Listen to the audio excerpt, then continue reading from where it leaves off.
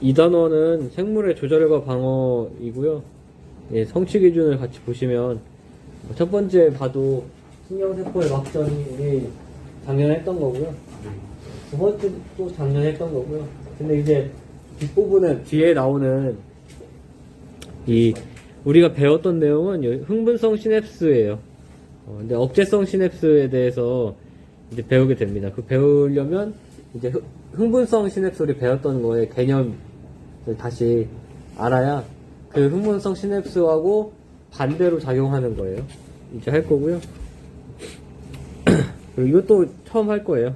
약물 및 학습과 기억의 원리 이렇게 있는 것도 있고요. 신호 전달 방식 배울 거고요. 우리 호르몬의 작용 메커니즘 이런 것도 할 거고, 우리가 지금까지 배웠던 호르몬들은 다 성호르몬은 제대로 안 배웠으니까 대부분 수용성 호르몬들을 많이 배웠어요. 그래서 그냥 혈액을 타고 운반이 될 수 있는 수용성 호르몬을 많이 배웠는데, 이제 지용성 호르몬 같은 경우에 어떻게 작용하는지에 대해서 같이 배우게 됩니다. 지용성 호르몬은 보통 전용 운반시켜주는 전용 혈장 단백질이 있어서 걔네가 운반을 해주는데, 여기까지는 이제 어떻게 보면은 동물과 관련된 거고요. 인체. 여기부터는 약간 식물과 방어작용이에요. 그래서 식물 호르몬도 같이 알자라고 해서, 우리가 이 빛에 의해서 식물이 그 방향으로 자라는 이 굴광성에 대해서 들어본 적이 있을 거야. 이 굴광성이 일어나는 이유가 바로 이 옥신이라는 식물 호르몬 때문에 그래요. 그래서 이 옥신에 따라서 어떻게 바뀌는지, 그리고 식물은 빛에 반응을 하는데, 우리가 광합성에서 했지만 보통 이제 광합성 할 때 많이 사용하는 파장이 적색광하고 청색광이었어요. 그죠? 녹색광은 아예 흡수를 안 하니까 우리 그러니까 푸르잖아. 그래서 식물은 청색광에 대한 수용체, 청색광 수용체와 적색광에 대한 수용체인 적색광 수용체가 있습니다. 근데 그 적색광 수용체가 이 피토크롬이라고 하는 수용체예요. 그래서 피토크롬에 의해서 식물이 어떻게 광 주기성을 갖느냐, 낮에 어떻게 되고 밤에 어떻게 되는지 그걸 이제 설명할 거고요. 그리고 처음에 이제 우리 아기 때 뭐 배추씨 뭐 이렇게 해가지고 기억나? 뭐 휴지 이렇게 깔아놓고 씨 뿌려놓은 다음에 분무기로 막 물 뿌려요. 무순 막 이런 거. 물 뿌리면 그 자르잖아. 그게 발아. 그런 종자 발아에 결국 이제 피토크롬 역할이 있다는 거. 발아에 관련된 조건들이 여러 개 있어요. 그 중에 하나가 이제 빛이고, 그 중에 하나가 분무기로 뿌리는 물이고, 그리고 그 중에 하나가 온도입니다. 그 세 가지 조건이 다 만족이 되면은 발아를 할 수 있습니다. 근데 식물 호르몬 같은 경우에 우리가 동물 호르몬 굉장히 많잖아요? 굉장히 많은데, 식물 호르몬은 종류가 많이 없어요. 왜 많이 없을까? 할 기능이 별로 없어서. 할 기능이 별로 없기도 해요. 맞아요. 동물은 복잡한 활동을 하고 막 하는데, 식물은 그런 것도 없죠. 그리고 돈이 안 돼요. 식물 호르몬을 열심히 해봤자 돈이 안 됩니다. 그래서 연구를 많이 안 합니다, 사람들이. 다 돈이잖아, 우리. 다 돈이야, 솔직히. 이거 질병에 의해 여기 방어작용 하죠, 우리. 네. 여기부터 여기까지 이제 방어작용 합니다. 방어작용을 하게 되면 면역학이에요, 면역학. 깊게 하진 않습니다, 우리 여기서도. 면역학은 뭐가 깊고 뭐가 깊지 않은 게 없어요.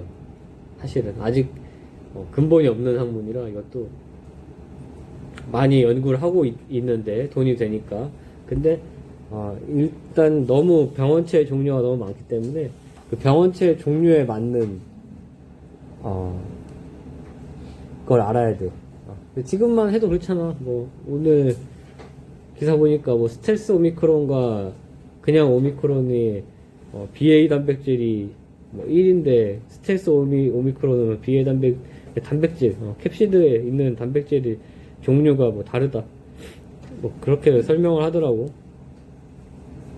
근데 뭐 그러니까 바이러스마다 유행하는 병원체마다 또 얘가 또 변해요.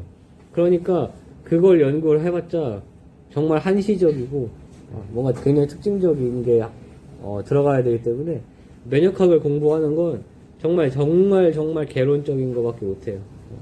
세균에 의해서 우리 몸이 어떻게 반응을 할 수 있는지, 바이러스에 의해서 우리 몸이 어떻게 방어를 할 수 있는지, 그리고 보편적으로 바이러스가 면역을 어떻게 회피하는지, 이런 거가 원래 제일 재밌는 이야기인 것 같아요. 그 외에는 이제 자가 면역 질환이라든지 면역 관련 질환들에 대해서 알아보는 거.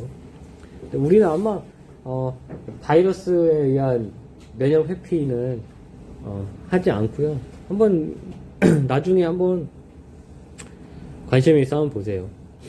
그 우리가 바이러스 들어오면 우리가 면역한단 말이야. 인터페론 가지고 인터페론 알파 감마 해가지고 해. 하면은 이제 바이러스 죽어야 되는데 그런 바이러스가 억울하잖아. 그래서 바이러스 그 인터페론에 의한 우리 몸의 방어작용을 회피하기 위해서 피하기 위해서 또 갖고 있습니다. 자기들만의 무기를 갖고 있습니다. 그리고 2학년 애들 나의 성장에서 어떤 애가 재밌는 물음을 하나 했었어요. 그게 뭐냐면 우리가 작년 꼬마 때 너희들 1년 전에 꼬마 때 그런 거 하잖아. 그 박테리오파지 막 하잖아, 그지? 막 박테리오파지가 대장균에 감염되지 이러면서 하하하 이러면서 우리 모두 행복한 2학년이구나 이러면서 막 지금은 이제 어두운 3학년이잖아. 다들 낯빛이 어두워요. 웃음을 잃었어 다들.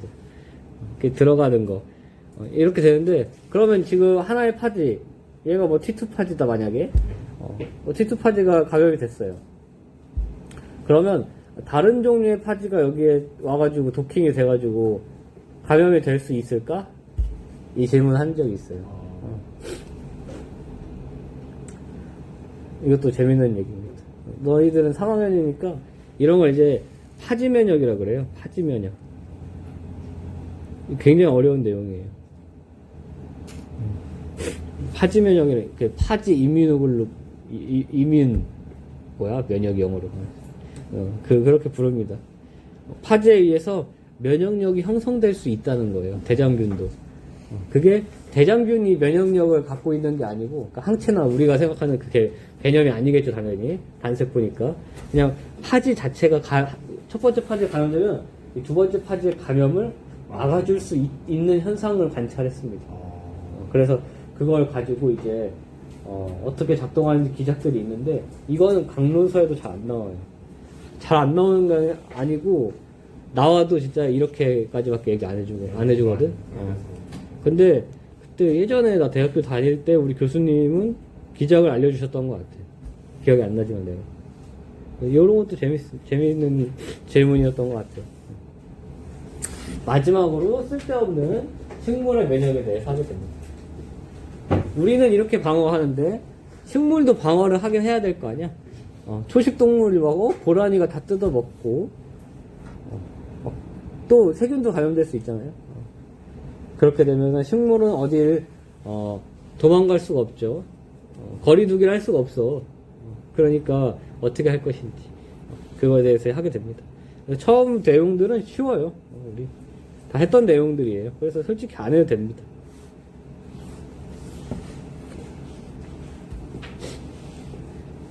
생명과학으로 수능 안 보는 사람이 있을 수 있겠지만 그러면 까먹었겠지. 근데 생명과학으로 시험 보면 이 정도는 알고 있을 거예요. 근데 생명과학으로 수능도 안 보는데 이걸 왜 신청했냐 도대체. 정시생들은 이걸 왜 이 과목을 신청할 이유가 아예 없어야 되는 것 같은데. 정시생들은 수능을 열심히 할 거니까 탐구 두 과목 중에 하나는 생1을 봐야지. 그래야 이 과목을 신청하는 거지. 물지 이렇게 보는데 이걸 왜 신청하냐? 너는 수시잖아. 수시생들은 당연히 오셔야 되고요.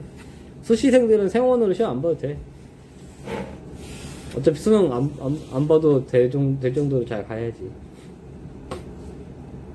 최저 맞추는 건데. 최저 맞출 때 탐구로 맞추기 되게 힘들어. 현실적으로 힘들어. 지금은 될 것 같지? 힘들어요. 그러니까 탐구를 맞춰야지라는 생각을 하려면 우리 같은 경우에 수학이 너무 안 나오는 경우, 수학이 해도 너무 안 나와. 불안해. 그러면은 탐구를 맞춰야지라고 생각하는 건데, 근데 니네 충대 맞추는 거 아니잖아. 더 좋은 대학교 맞출 거 아니야. 그러면은 탐구를 맞추기가 더 힘들어져요. 더 좋은 대학교들은 탐구를 두 과목 평균으로 보기 때문에 그 .5 절삭을 안 해주잖아. .5 갖고 가요. 그러니까 2등급, 3등급이면 3등급인 거야, 결국. 한 과목만 3등급 떠도 망하는 거예요. 그러니까 탐구를 맞추기가 되게 쉽지 않아. 그런 어려움이 있습니다. 여기 내용 다시 되짚어 보면요. 이렇게 중추신경계는 뇌와 척수로 구성되어 있고, 말초신경계는 구심성이냐, 원심성이냐 이렇게 나눠지고요. 그래서 원심성에는 체성신경계와 자율신경계가 있다. 자율신경계는 이제 교감과 부교감으로 나눠진다라는 거예요. 다 했던 내용들이에요. 어려운 거 없죠.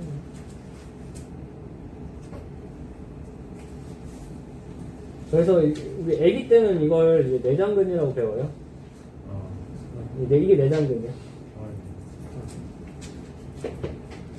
근데 사실은 내장근이라고 하면 내장에만 있어야 될 것 같잖아? 근데 사실은 내장에만 내장근이 있는 게 아니라서 우리는 어른들은 평활근이라고 부릅니다. 중추신경계를 그냥 용어예요. 다른 책 같은 거 보면은 CNS라고 많이 써 있을 거예요. 중추신경계라고 잘 안 써 있어요. CNS라고 많이 써 있고요. 말초신경계는 PNS라고 써 있습니다.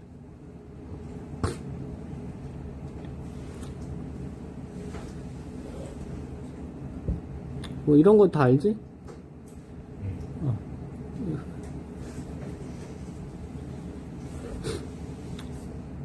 우리가 봐야 될 내용들은 아니에요, 사실. 생원 내용들은 근데 시험에 낼 때는 생원 내용 내면 니네 좋잖아, 그치? 그치, 좋지. 다 좋죠? 생원 내용을 내면? 그죠? 경시생도 시험 볼 때는 시험 문제 풀긴 풀 거 아니야. 안 푸나?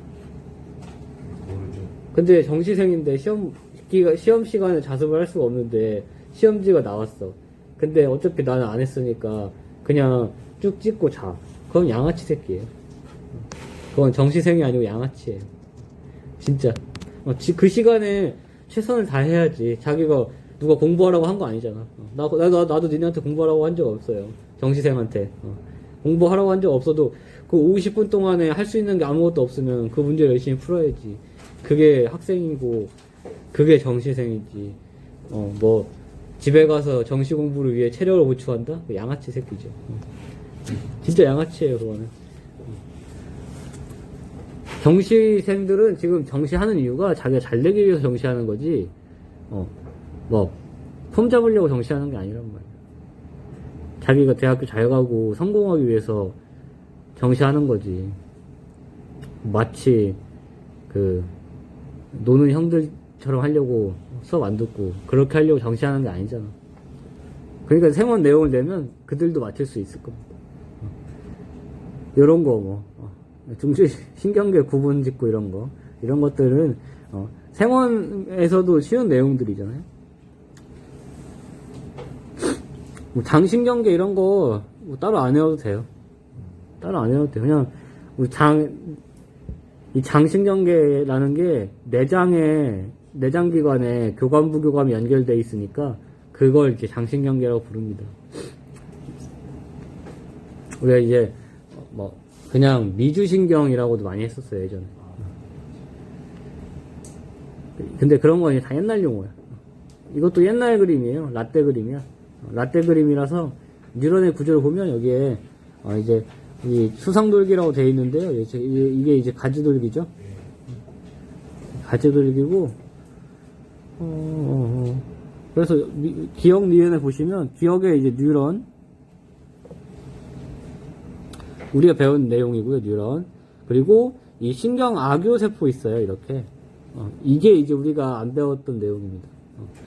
이 신경 악교 세포 또는 교세포라고도 줄여서 얘기하는데 이 신경 악교 세포는 이제 뒤에 가서 각각의 종류를 배우겠지만 그 종류마다 하는 기능이 다르기 때문에 뭐 악교 세포는 이런 기능을 한다라고 하기에는 좀 애매하고요. 종류마다 이제 각각의 이름이 나와요. 뭐 소교 세포, 뭐 성상 세포 이렇게 상위 세포 이렇게 나오는데 개에 맞는 기능을 이제 외워야 되고요. 여기서 이제 그냥 이제 싸잡아서 얘기할 때는 그냥 뉴런의 기능을 도와준다. 그냥 이렇게 아시면 될 것 같아요. 그래서 이 그림 보고 뭐 명칭을 쓰는 것도 생원이다. 이 정도도 할 수 있다.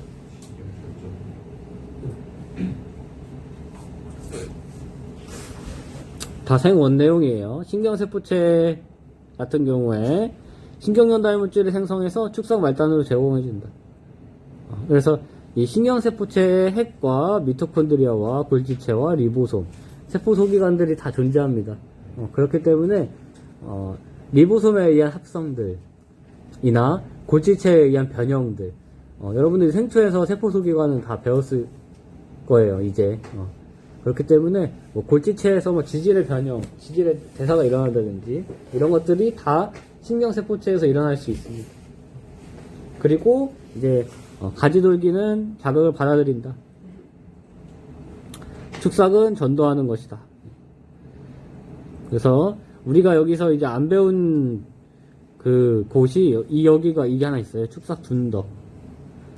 축삭 둔덕이라는 게 하나 있습니다. 축삭 둔덕이 둔덕이라는 의미가 이렇게 가다가 좀 높아지는 걸 둔덕이라고 하잖아요. 이렇게 높아지는 부분이에요. 턱이 있는 부분. 이 턱이 있는 부분이 왜 중요하냐면 여기에서 이제 활동전이가 발생합니다. 활동전이가 발생하는 위치고요. 활동전이가 발생하는 이유 왜냐하면 여기에 나트륨 통로가 많기 때문에 매우 많다.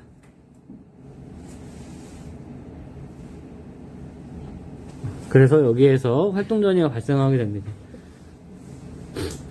축삭 둔덕이라고 알고 있으면 되고요. 뭐 마리집, 랑비의 결절 뭐 이렇게 있고요.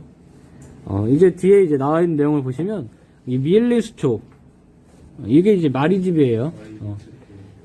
이 마리집은 중추신경계에서는 희돌기 세포가 만들어지고요. 그리고 말초신경계에서는 슈반세포가 만들어집니다. 슈반세포는 기억이 나죠? 네. 친숙하죠? 그러니까 요 슈반세포가 이렇게 감싸준다고 해서 우리 마리집이라서 진짜 축삭이 가운데 있으면 이렇게 말려있다고 했어요. 이렇게 말려있으면 이 말려있는데 맨 겉에 이제 슈반세포가 있었어요. 이게 사실은 말초신경계에서만 마리집 만들어주는 애였어. 사실은. 근데 우리는 이제 중추신경계에서는 이 마리집을 만들어주는 애가 희돌기 세포다. 희돌기 세포 또는 뭐 희소돌기 세포 뭐 근본이 없는 학문입니다. 무근본이죠. 그리고 뭐 축삭 말단에는 시냅스 소랑이 많이 있다. 그리고 미토콘드리아가 있을 수도 있다. 이렇게. 그 뒤에 이제 이게 그거야. 아빠는 수업 한 다음에 복사해가지고 이렇게 보시면 이것도 우리 다 알고 있는 내용이죠. 기능에 따른 분류 이렇게 세 가지로 나눌 수 있다. 감각이냐 운동이냐 중간이냐 이거 이제 구심성 원심성 연합뉴런 이렇게 했고요. 수초 형성 과정 얘기했듯이 축삭을 계속 말아줍니다. 그래서 슈반 세포도 세포기 때문에 핵이 있다는 거 한번 그냥 체크하고 넘어가면 되고요. 그리고 이렇게 밑에 있는 그림처럼 휘돌개 교세포와 말초신경계에서는 슈반세포가 마리집을 만들어준다. 뭐 굳이 하나 얘기하면 슈반세포는 하나의 마리집을 만들어줘요. 그치? 근데 휘돌개 교세포는 하나가 여러 개를 만들 수 있네.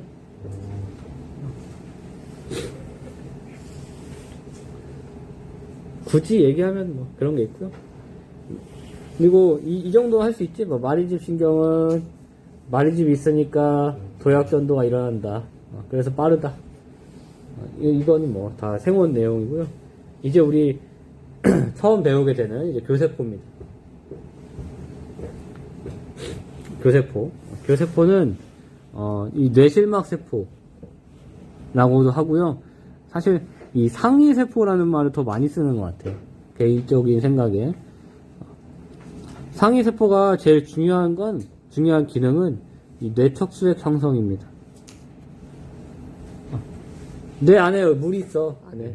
물도 차 있어요. 우리 보호하는 거야, 어떻게 보면은. 완충제의 역할을 하죠. 그래서 궁금하면 뜯어봐. 물 차 있어요. 확인하자마자 가겠지. 그게 이제 상위세포가 뇌척수액을 만들어주고요. 그 뇌척수액 여기에 이제 선모가 있어요. 이 선모가 뭔지 알아? 선모는 배웠나? 선모는 안 배웠나 아직? 세포소기관에서 할 텐데요. 이렇게 옛날에 집신벌레 알아? 네. 집신벌레라고 있어요. 이렇게. 그래서 얘가 이렇게 엄청 많아 이게. 얘는 다 있어 이렇게. 얘를 현미경으로 보잖아? 그러면은 파파파파 하면서 막 돌아다녀. 진짜 귀여워. 진짜 귀여워요. 한번 봐야 돼. 살아있는 거 보잖아? 그러면은 현미경 보고 있으면 애가 와라라라라 왔다 갔다 하다가 샥 사라져. 어디 갔지? 그러면 다시 와. 엄청 귀엽다니까? 진짜 꼭 보는 걸 추천하는데 그 집신벌레 옆에 있는 애 얘가 선모예요. 이 선모 같은 걸 우리가 노젓기 운동을 한다 그래요. 이렇게 노젓기 운동을 해. 얘는. 이게 털 같은 거예요. 털. 그러니까 일정한 방향으로 여러 털이 이렇게 흐르면 그러면 움직일 수 있죠. 공기가 흐르겠지. 다들 이렇게 하잖아. 아파. 그런 걸 해주고요. 그 다음에 성상세포라고 부르는 이 성상세포는 별세포라고도 부르는데 성상세포라고 더 많이 부르는 것 같아요. 이 성상세포는 제일 중요한 혈관 내 장벽 형성을 도와준다.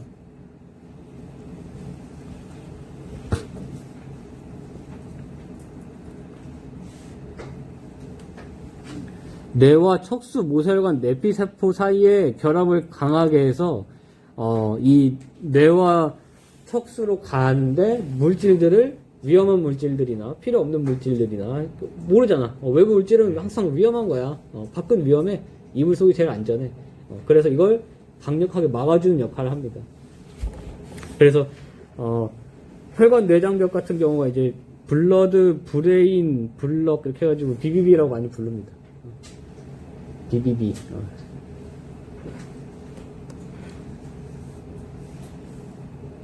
그래서 뭐 명의 같은 거 보면은 얘기 많이 나와요. 이런 거.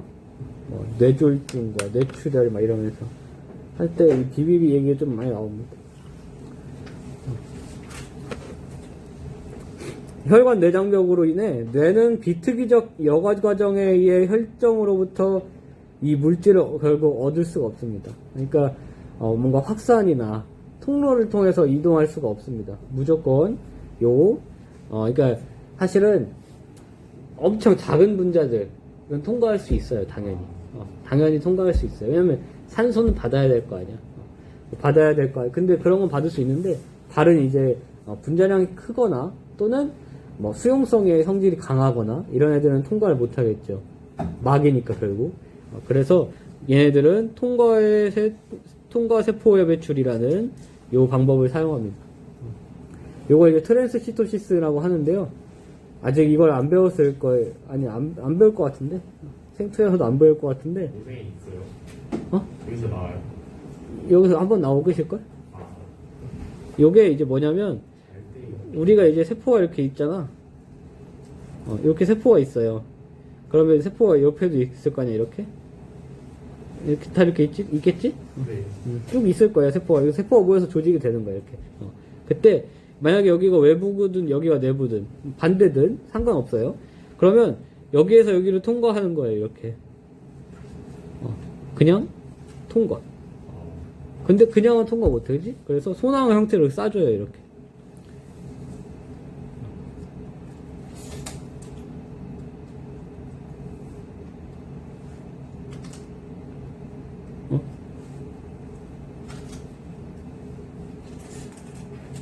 야, 이동 끝. 이렇게. 이렇게 이제 일어납니다. 이런 거 이제 통과 세포의 배출. 트랜스시토시스라고 하는데, 얘는, 많이 없어요, 우리 몸에. 사용하는 기관들이 많이 없고, 이 혈관 내장벽에서 한번 나오고요. 그리고 나중에 이제 우리, 항체에서 이뮤노글로불린, Ig를 배우게 되는데, 아마도 이 IgG가 여기 모유수유할 때 나오는 항체야. 그래서 모유수유를 하게 되면 모유를 먹고 자라는 애들이 좀 튼튼하다고 하잖아, 그지? 그게 모유수유 해가지고 얻게 된 요 IgG가 6개월에서 한 10달 정도 생후에 이렇게 점 먹여가지고 키우면 그 시간으로부터 6개월에서 한 10달 정도의 아기가 스스로 항체를 만들지 못해. 그 기간 동안 항체를 스스로 못 만드는데, 그때 엄마가 항체를 줘서 애가 면역력이 좀 생깁니다. 그 기간 동안 면역력을 유지할 수 있게 해줘요. 그래서, 되게 좋은 건데, 근데 그때 이제 모유 수유할 때 우유로 나와야 될 거 아니야? 그게 이제 이렇게 통과의 이 트랜스시토시스를 하게 됩니다. 그래서 이 점점점이 IgG가 되는 거예요, 그때는. 이거를 사실은 사람 가지고는 밝혀내지 못했겠지. 그치? 아니, 이제 깐난장이 엄마인데 그거 실험군으로 들어가기 힘들 거 아니에요? 그래서 쥐 갖고 많이 했어요, 쥐. 쥐가 애기 전 물릴 때, 그때 이제 죽인 거지. 처참하죠? 처참합니다. 쥐 입장에서는 사람들이 거의 일제감정기 수준이에요. 그죠? 너무 오래 됐잖아요. 모델 생물체들이 많이 아픕니다. 그래서 이제 끌까? 내가 이걸 벗지 말고.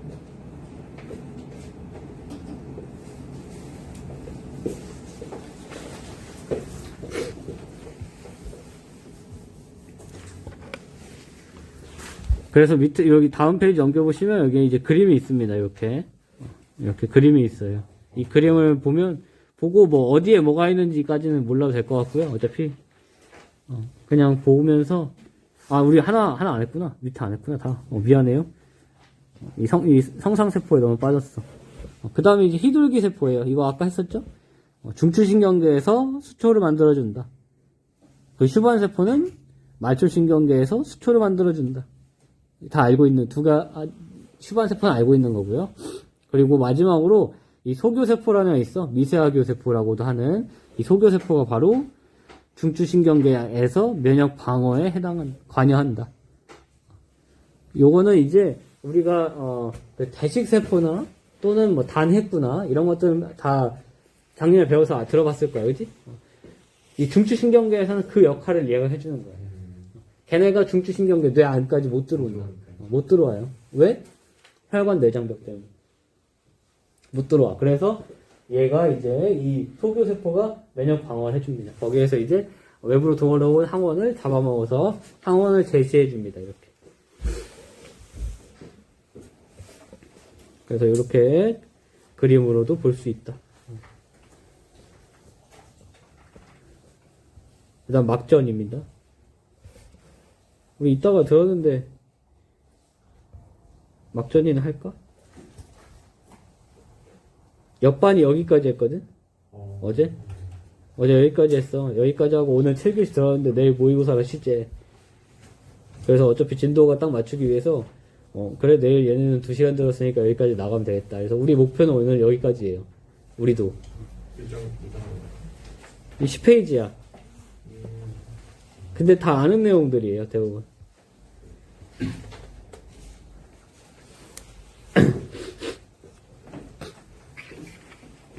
그러니까 이따 4교시 때는 딱 거기까지 딱 끝, 10페이지까지 나가면은 끝 하겠습니다.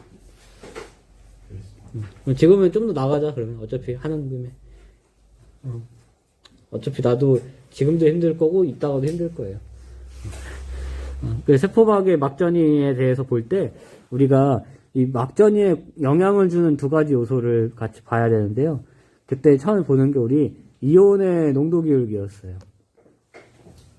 세포의 안과 밖의 농도가 어떻게 차이가 나는가, 이걸 봤었습니다. 요건 이제 우리 생1에서 자극에 전도할 때 안쪽은 칼륨이 많고 바깥쪽은 나트륨이 많다. 요게 곧 농도 기울기를 얘기하는 거였어요. 그죠? 그리고 이온들에 대한 세포막의 투과도도 중요합니다. 이 두 가지가 결국 이 세포 막전이를 형성하게 해줍니다. 투과도는 칼륨이 높았어, 나트륨이 높았어요? 이거 또 생1에서 배웠던 건데, 사실. 이런 거 잘 모르는구나. 네. 우리 애들도 모르겠다. 이런 게 있었어요. 좋아, 시험 문제 보기 하나를 득템했습니다. 여러분, 감사합니다. 이런 거 있으면 알려줘. 너네랑 시험 보는 거 아니잖아. 2학년 애들 시험 볼 때 골탕 먹이게. 있었어요? 추가도가? 수특에 써있던데? 칼륨의 투과도가 더 큽니다. 수특에 써있던데? 기억이 안 나요. 여기도 써있긴 한데요. 나트륨이나 칼슘보다 칼륨의 투과도가 더 크다. 근데 수특에 써있더라고. 그래서 원래는 설명 안 하려고 했는데 써있길래 설명을 했었어요.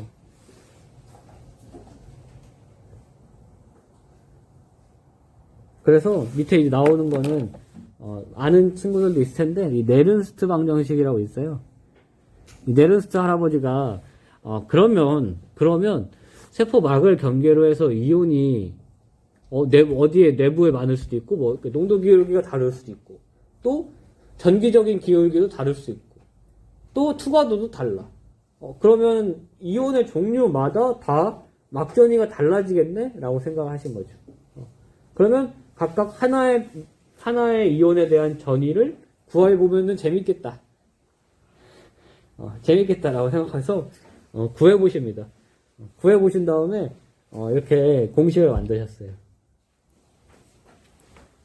왜 그러셨는지 모르겠지만 그래서 우리가 대부분 할 때 당연히 나트륨하고 칼륨 가지고 하겠죠. 그죠?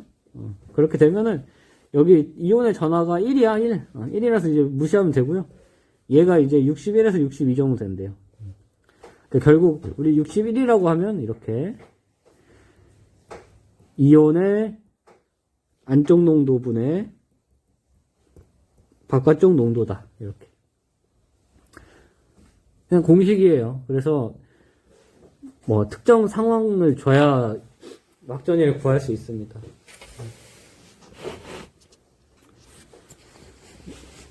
이거에 대한 내용이 이제 다음 페이지 그림으로 이제 설명이 나오는 거예요. 이렇게.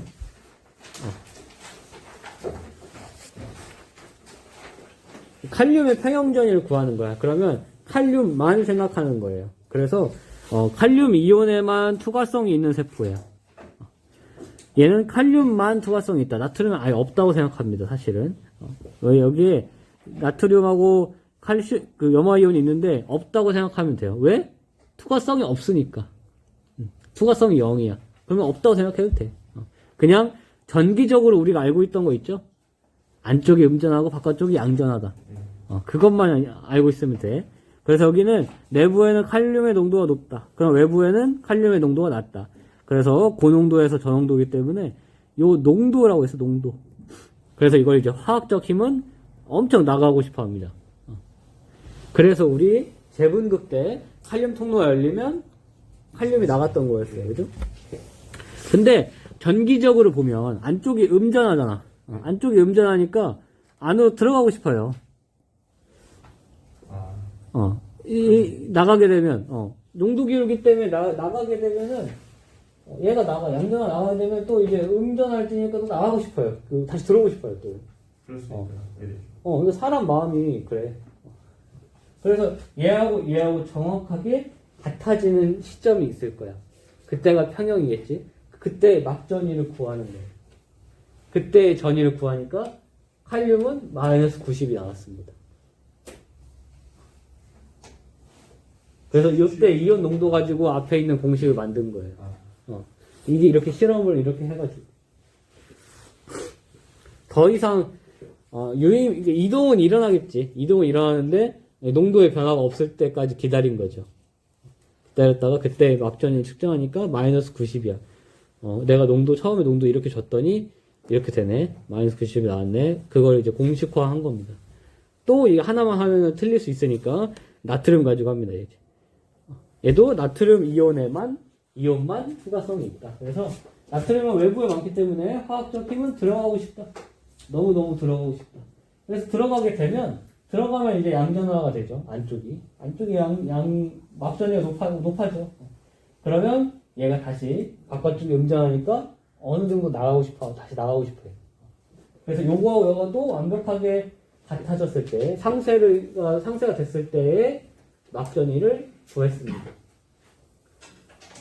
그랬더니 나트륨은 플러스 60 정도가 나왔다.